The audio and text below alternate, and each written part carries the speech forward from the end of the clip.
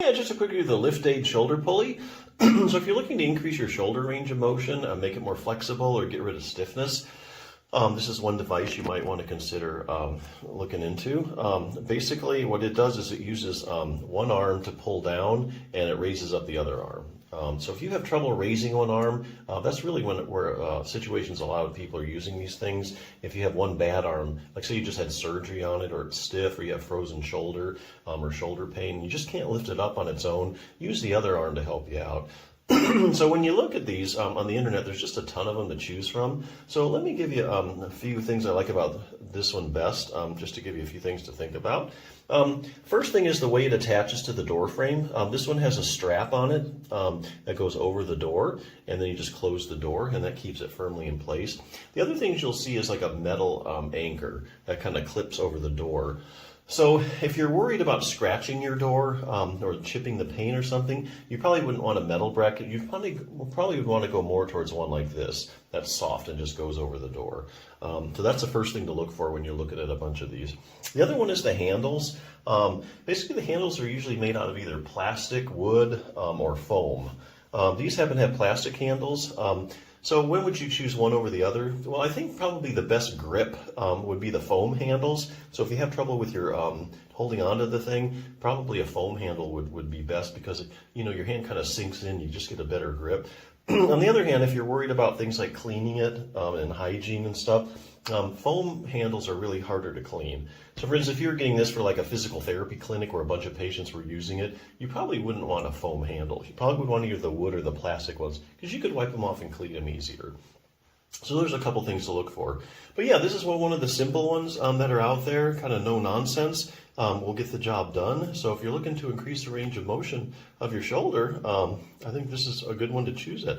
Now, there's a couple other things if you're just trying to get your shoulder in better working order. Besides flexibility, which is the main emphasis here, shoulder pulleys really don't strengthen your shoulder very much unless you're really, really weak. Like if you have if you just like had a stroke and you could hardly raise your arm up at all, then something like this might help you actually gain some strength.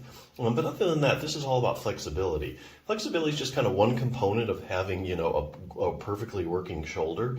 There's a couple other things I want to show you real quick that you can do for your shoulder besides flexibility. The first one, let's see, just basic anatomy. Oh, this book is Bulletproof Your Shoulder. That's where I'm getting all this information from. Oh, let's see here. Okay. Okay, step one, create a highly stable joint. So your shoulder joint, besides having to be flexible, it also has to be very stable. And here we're talking about strength. In particular, we're talking about strengthening your rotator cuff. Your shoulder joint is a ball and socket joint, but unlike the hip is also a ball and socket joint, but it's a deep ball and socket joint. So it gets most of its stability just from the bony structure, unlike the shoulder, which is a very shallow ball and socket joint. Shoulder depends heavily on the muscles to support it and keep it into place. And of all the muscles that do keep your shoulder joint in place, the rotator cuff is really the one that does that. You've heard of like dislocated shoulders a lot more than you do like a dislocated hip. That's because of just the architecture of your shoulder joint. So here again, the rotator cuff strengthening.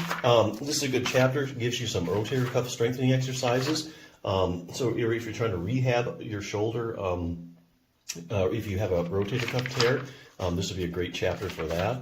Also, if you have impingement syndrome, strengthening your rotator cuff is key to getting rid of impingement syndrome, because you keep that ball in the socket and it doesn't have a chance to ride up and impinge the structures there. Okay, building a solid base. So even if you have a really good, strong rotator cuff, your whole shoulder operates on a base. The base is your shoulder blade.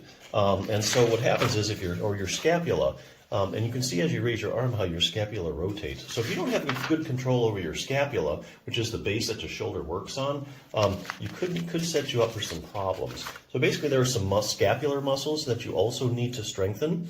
Only takes like 1 or 2 exercises. I think the rowing exercise hits about all of these. So that will help you strengthen the base that your shoulder sits on. So that's the second thing you can do. We talked about flexibility here. The shoulder pulley will help with that. There are also like 4 critical motions. There's 4 main motions of your shoulder. I mean, obviously your shoulder can move in a lot of different directions, but there's 4 critical ones that you have to have. So this will show you those. Last thing is proprioception. They're finding that a lot of people with shoulder problems, if you have rotator cuff pathology, stiff shoulders, you're not very flexible, unstable shoulders, shoulders that dislocate, problems like that, they find that research look at proprioception as your position sense, and they're finding that people with these kinds of issues don't have decreased proprioception. So basically, this will give you an exercise for that. So those are really the main components of a perfectly functioning shoulder. Just to give you some other tools that put in your toolbox to work on your shoulder. But if you're looking for a shoulder pulley, I think this is a good one. So definitely check